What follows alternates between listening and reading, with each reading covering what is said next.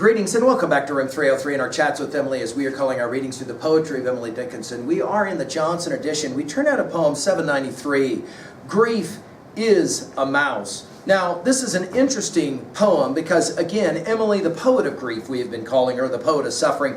Here we're going to have 5 different permeations or personifications of grief. Of course, this will tie rather nicely into the work of the previous poem. Our assumption is that you've been following our stuff at LearnStrong.net. Down that left-hand side, Chats with Emily, our playlist. I'm hopeful that you worked our set of introductory comments as well as the preceding 792 poems. As we said, just finished with 792 through the straight pass. Now, the great scholar Sharon Leiter has said it this way. What Emily describes in this poem are not the successive stages of grief, quote unquote, but rather the simultaneous maneuvers of a mind that is beset by grief and seeking to preserve itself. Strategies of elusiveness and avoidance of pain weave through the poem until in the final stanza they culminate in the related but significantly different assertion of grief's principled silence. And we will find ourselves there. The secret Emily, some have called her through this poem. We're going to finish with T.S. Eliot's East Coker. I've told you guys, I think Emily influenced Eliot in ways that I think hasn't always been completely appreciated. She'll begin with the idea of grief is a mouse. Now, when we get to 1726, right at the very end, if all the griefs I am to have would only come today, I am so happy I believe they'd laugh and run away. If all the joys I am to have would only come today, they could not be so big as this that happens to me now. Grief, she says, is a mouse, and chooses wainscot in the breast for his shy house and baffles quest. Grief is a thief, quick, startled, pricks his ear, report to hear of that vast dark that swept his being back. Grief is a juggler, boldest at the play, lest if he flinch, the eye that way pounce on his bruises. 1, say, or 3. Grief is a gourmand, spare is luxury. Bast, grief is tongueless. Before he'll tell, burn him in the public square. His ashes will, possibly, if they refuse, how then know, since a rack couldn't coax a syllable now. Now, this is a very interesting poem by virtue of notice. She starts with mice, a mouse hiding behind wainscot, right, the paneling on the wall, to be able to gnaw away without anyone seeing it. His shy house, she says, and baffles quest. The only other use of quest, by the way, is 143. You'll remember that. From there we go to a thief, who's of course quickly startled because worried that he might get caught, and then will prick his ear, reporting to hear of the vast dark, notice it's both capitalized, that swept his being back. In other words, to go from being just in the kind of background to now being worried about being discovered, to then the juggler. Now this is an interesting stanza, and one scholar's pointed out the fractured syntax and hyphenated phrases presents Emily as juggler herself with her words. Look at it again.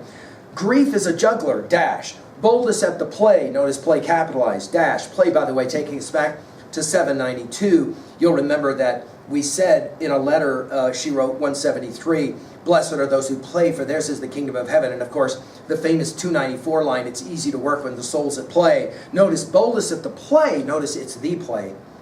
Lest if he flinch, the eye that way pounce on his bruises, then the dash 1, dash, say, dash, or 3, dash. In other words, it's like trying to keep up everything simultaneously. Grief is capable of becoming all kind of problematic if you don't focus on continuing to juggle against it or for it. Finally, grief is a gourmand, spare his luxury. In other words, a lover of cuisine that can't go with that same cuisine. But notice she uses the word best. Of all those different personifications of grief, the best grief, and then she'll make her own neologism, following, of course, in Shakespeare, the one she loves so much, who made up all of his words. Grief is tongueless. You'll remember when we did 512, the horror welcomes her again. These are not bereft of tongue. Grief is tongueless, silent. Before he'll tell, Now, when we get to 11:29, we'll come back to this use of the word tell. Tell all the truth, but tell it slant. Success in circuits lies.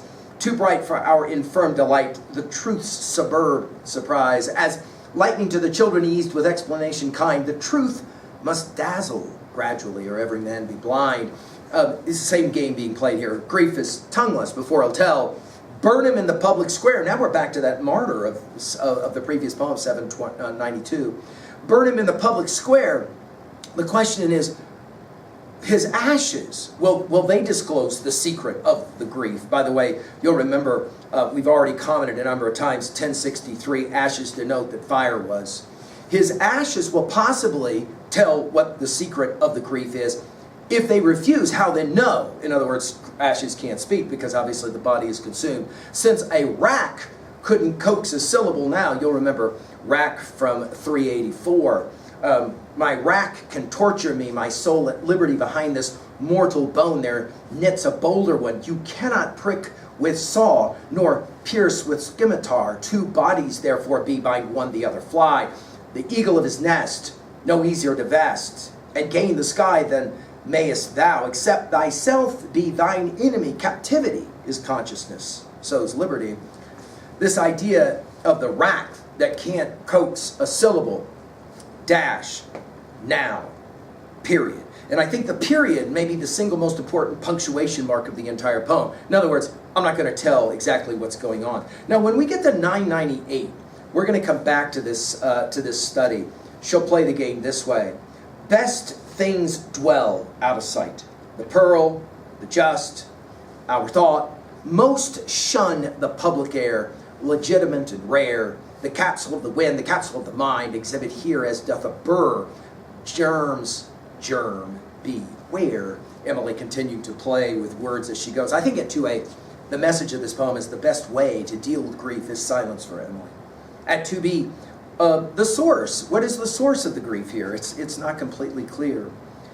At 3a, well, I told you guys, I've been making this argument for a while, that I think T.S. Eliot was very influenced by Emily.